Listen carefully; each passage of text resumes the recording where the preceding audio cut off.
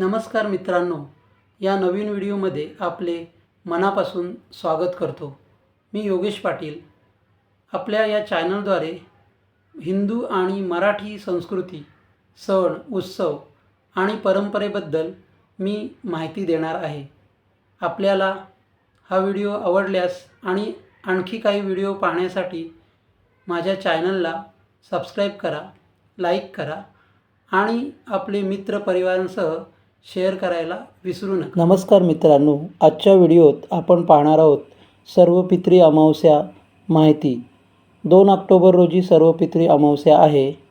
ज्यांना पितृपक्षात श्राद्धविधी करता आले नाही त्यांनी सर्व पितृ अमावस्याला श्राद्धविधी करून पितृदोषातून मुक्त व्हावे आणि पितरांनाही मुक्त करावे। 17 सप्टेंबरपासून सुरू झालेला पितृपक्ष सर्व पितृ अमावस्याला समाप्त होत आहे। याच दिवशी वर्षातील शेवटचं सूर्यग्रहण देखील आहे। या दिवशी श्राद्धविधीसाठी योग्य वेळ कोणती? पंचांगानुसार भाद्रपद कृष्ण पक्षातील अमावस्या तिथी म्हणजेच सर्व पितृ अमावस्या। सर्व पितृ अमावस्या रात्री 1 ऑक्टोबर 2024 रोजी 9:39 सुरू होईल, तर 3 ऑक्टोबर 2024 रोजी रात्री 12:18 अमावस्या तिथी समाप्त होईल। हिंदू धर्मात उदय तिथीला महत्त्व असल्याने मान्यतेनुसार 2 ऑक्टोबर 2024 रोजी सर्व पितृ अमावस्या श्राद्ध केले जाईल। श्राद्धविधीसाठी दुपारची वेळ ही सर्वोत्तम वेळ मानली जाते। सर्व पितृ अमावस्येच्या दिवशी सकाळी लवकर उठून पवित्र नदी किंवा तलावात स्नान करणे किंवा तलावात किंवा नदीत स्नान करणे शक्य नसेल तर आंघोळीच्या पाण्यात गंगाजल मिसळून घरी स्नान करू शकता। स्नान केल्यानंतर देवघरात दिवा लावावा, सूर्यदेवाला अर्घ्य अर्पण करा। शक्य असल्यास या दिवशी व्रत करा। त्यानंतर मुहूर्तावर तर्पण श्राद्धविधी करा। पितरांसाठी नैवेद्य द्या। ब्राह्मणांना भोजन देत दान करावे। या दिवशी शक्य तितके श्रीहरी विष्णूचे नामस्मरण करत राहावे। यंदा पितृपक्षावर सूर्यग्रहणाचे सावट आहे। सूर्य आणि चंद्र या दोन्ही ग्रहणांचे सावट आहे। यात 17 सप्टेंबरला चंद्रग्रहण झालं तर 2 ऑक्टोबर रोजी सूर्यग्रहण होईल। हे दोन्ही ग्रहण भारतात दिसणार नाही, त्यामुळे या ग्रहणाचा सूतक काळ मानला जाणार नाही। असं असलं तरी ज्योतिषशास्त्रानुसार पितृपक्षावर ग्रहणाचा परिणाम होऊ शकतो, कारण 15 दिवस 2 ग्रहण शुभ मानले जात नाही। ज्योतिषशास्त्रानुसार 2 ऑक्टोबर रोजी सूर्यग्रहण रात्री 9:13 पासून सुरू होणार आहे। हे सूर्यग्रहण 3 ऑक्टोबरला पहाटे 3:17 पर्यंत असणार आहे, तर सूतक काळाचा प्रारंभ 2 ऑक्टोबर रोजी सकाळी 9:13 सुरू होईल, तर हे सूर्यग्रहण भारताच्या वेळेनुसार रात्रीच्या वेळी होणार आहे। हे सूर्यग्रहण भारतात दिसणार नाही। शास्त्रानुसार या सूर्यग्रहणाचा भारतावर कोणताच परिणाम होणार नाही, त्यामुळे याचा सूतक काळ देखील भारतात मान्य होणार नाही। तसेच या दिवशी व्यक्तीद्वारे करण्यात आलेले कर्म, धर्म, शुभ कार्याचा कोणताच दोष लागणार नाही, तर व्यक्तीद्वारे करण्यात आलेले धर्म, कर्म आणि शुभ कार्याचे शुभफळ प्राप्त होईल। आता पाहूया सर्व पितृ अमावस्येच्या दिवशी हे उपाय करा, म्हणजे पितरांच्या आशीर्वादाने अपूर्ण कामे पूर्ण होतील। सर्व पितृ अमावस्याला पूर्वजांचे स्मरण करून त्यांना नैवेद्य दाखवला जातो। या दिवशी पिंडदान, तर्पण आणि त्या व्यक्तींचे श्राद्ध केले जाते ज्यांची श्राद्धाची तारीख आपल्याला माहीत नाही।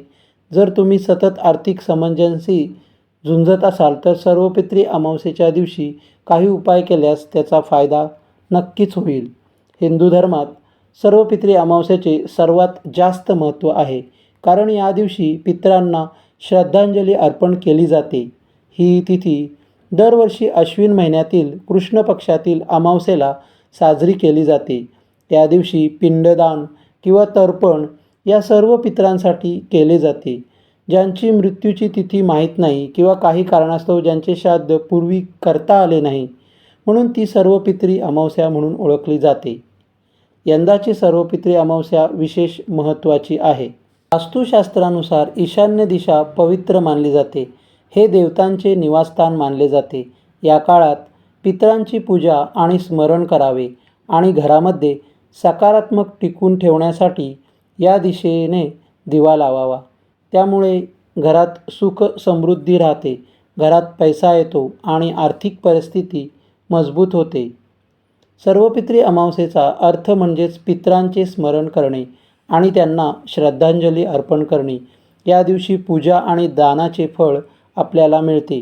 यावेळी लक्ष्मी मातेसमोर तुपाचा दिवा लावावा आणि लक्ष्मी मंत्राचा 108 वेळा जप करावा. त्यामुळे आर्थिक संकटातून दिलासा मिळेल. सर्वपित्री अमावस्येच्या दिवशी तुळशी माळेचा 21 वेळा जप करावा. आता पाहूया काही आर्थिक समस्या आणि सुखी जीवनासाठी सर्वपित्री अमावस्येच्या दिवशी एक लिंबू देवघरात ठेवा आणि रात्री 7 वेळा तुमच्यावरून उतरून टाका. त्या लिंबाचे 4 तुकडे करून 4 दिशांनी फेकून द्या. त्यामुळे करिअरमध्ये शुभलाभ होईल. सर्वपित्री अमावस्येच्या दिवशी घरातील ईशान्य कोणात गाईच्या तुपाचा दिवा लावा.